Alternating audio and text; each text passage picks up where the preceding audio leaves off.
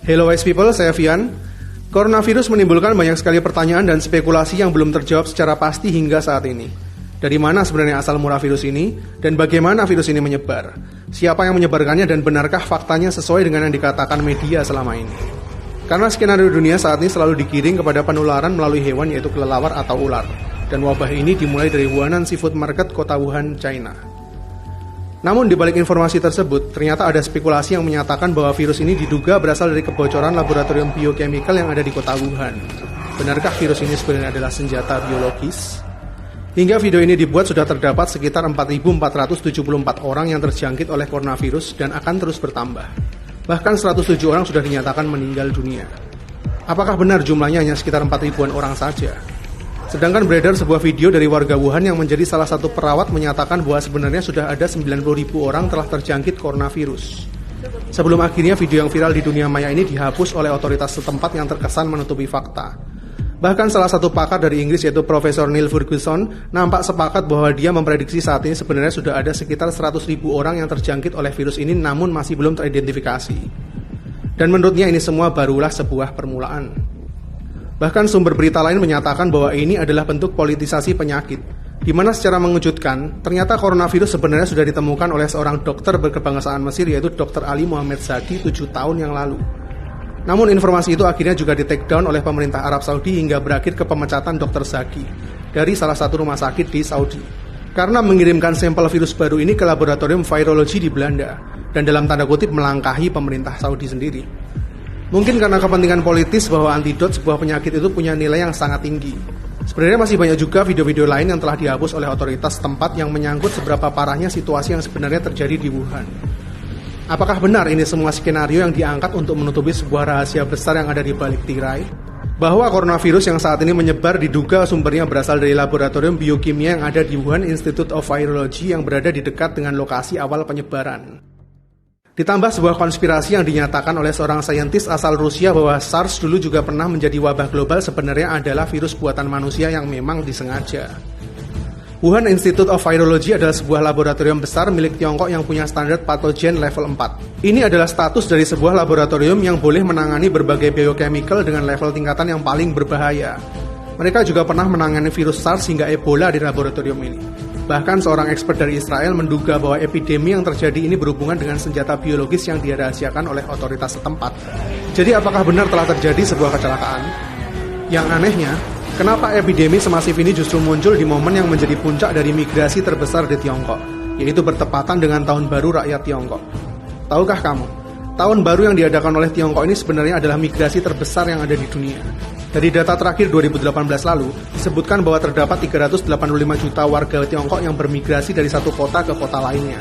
Dan semuanya akan menyebar dan berkumpul dengan para kerabatnya dari satu kota besar ke kota terpencil, begitu juga sebaliknya. Bayangkan seberapa cepat epidemi ini akan menyebar ke seluruh penjuru Tiongkok dalam waktu sebulan saja. Kenapa timingnya sangat tepat untuk sebuah dalam tanda kutip kecelakaan? Apakah ada yang mengatur ini semua setelah begitu banyaknya tekanan yang dirasakan oleh Tiongkok? Pasca perang dagang yang belum kunjung berakhir mulai tahun lalu. Kemudian terjadi huru-hara di Hong Kong yang belum juga selesai. Dan kini sebuah epidemi virus yang punya skala lebih besar lagi. Sehingga saat ini kondisi perekonomian Tiongkok menjadi semakin terperosok hingga mencapai titik stagnan perekonomian terendah selama 27 tahun terakhir. Setelah digadang-gadang akan menjadi negara dengan perekonomian terbesar di dunia mengalahkan Amerika pada tahun 2030 nanti. Ada apa dengan Tiongkok sebenarnya? Well, bagaimana perasaanmu setelah mendengar semua mimpi buruk barusan? Mungkin panik, berprasangka buruk, atau justru emosi? Yang jelas bukan sebuah kedamaian, bukan? Jika iya, berarti saya sudah berhasil menyebarkan virus negatif buat kalian semua. Dan tahukah kamu, inilah yang saat ini terus terjadi di masyarakat kita. Alih-alih menyebarkan sebuah vaksin, kita semua lebih tertarik untuk menyebarkan virus dan menularkannya ke lebih banyak orang lagi untuk merasakan yang kita rasakan.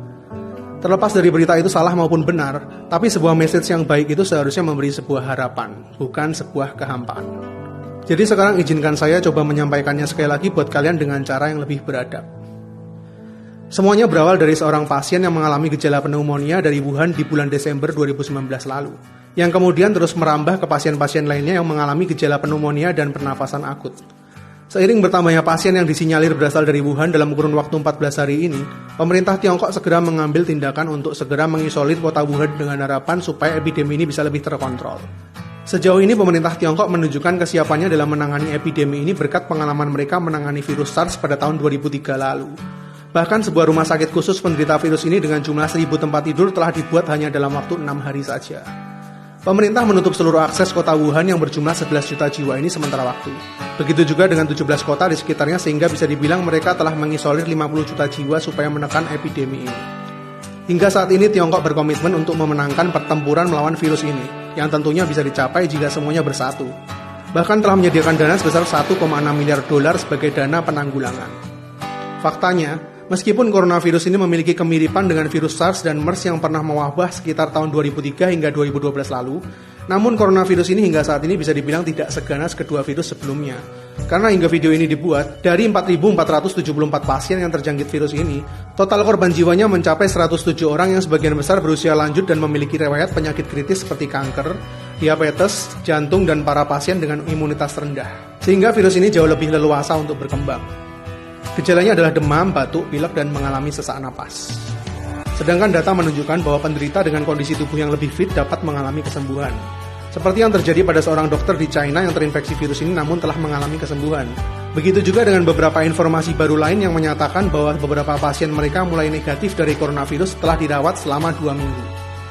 Hal ini diperkuat juga oleh seorang pakar yang menyatakan bahwa coronavirus memiliki sifat swasirna, di mana jika pasien tersebut memiliki fisik yang cukup kuat, virus tersebut akan hilang dengan sendirinya, atau justru sistem imunitas kita akan membentuk antibodi sendiri terhadap virus itu. Karena hingga saat ini sudah terdapat 63 orang dinyatakan sembuh dari virus ini. Jadi kuncinya adalah sistem imun kita sendiri. Jaga kesehatan supaya tetap fit dan hindari tempat yang potensial untuk sementara waktu. Untuk saat ini data menunjukkan tingkat kematian ada di bawah 4%. Sedangkan SARS ada di 10% dan MERS mencapai 37% tingkat kematian. Sehingga meskipun belum ditemukan vaksinnya, para penderita tetap bisa sembuh jika pasien tersebut punya riwayat kesehatan yang baik dan imunitasnya tinggi.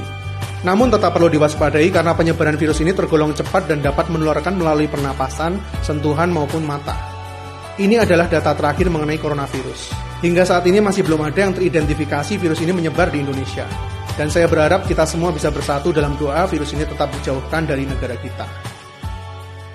Namun meskipun coronavirus menyebar dengan ganas, beberapa hari terakhir ini justru saya lebih cemas dengan virus jenis lain yang tidak kalah ganasnya, yaitu virus-virus kebencian. Di manakah empati dan nurani kita di saat manusia lain sedang berkesusahan? Kita semua manusia sama-sama punya dosa, bukan manusia yang menentukan siapa yang pantas mendapatkan azab. Karena kita sesama manusia tinggal di bumi yang sama, apa yang terjadi pada orang lain juga tetap bisa terjadi pada kita. Tetaplah rendah hati, bro. Epidemi virus ini adalah bencana berskala global, bukan berarti tidak mungkin menyerang negara kita juga. Bahkan apa yang terjadi di Tiongkok saat ini kalau diterusin, dampak perekonomian mereka bakal memicu krisis global di seluruh dunia loh. Karena saat ini Tiongkok adalah salah satu pendorong terkuat ekonomi yang ada di seluruh Asia dalam berbagai sektor. Manusia satu akan selalu membutuhkan manusia lainnya, dan perbedaan itu yang membuat kita tetap berada di dalam sebuah siklus kehidupan. Seperti halnya rantai makanan maupun bumi yang terus berputar. Kita semua related satu sama lain meskipun berbeda. Tidak cukupkah kita mengawali awal tahun 2020 ini dengan berbagai macam tragedi? Mulai dari banjir di ibu kota, kebakaran di Australia, gempa bumi di Puerto Rico, ancaman World War III antara Iran dan Amerika, climate change parah di Eropa, puluhan juta belalang menghabisi hasil panen di Afrika dan epidemi virus corona di China. Dan semuanya ini terjadi hanya di bulan pertama tahun 2020 ini. Kayaknya di tahun yang baru ini gak cuma visi pribadi kita aja yang perlu diresolusi deh. Tapi kayaknya seluruh penduduk bumi perlu duduk bareng bicarain resolusi 2020 buat visi dari bumi ini sendiri. Karena sejujurnya bumi ciptaan Tuhan yang telah diciptakan harmonis, sempurna dan indah ini kodratnya setiap hari juga terus dirusak oleh virus-virus yang paling jahat. Dan kayaknya nggak bakal ada vaksinnya, yaitu manusia dengan semua egonya. Saya Fian, see you in the next videos.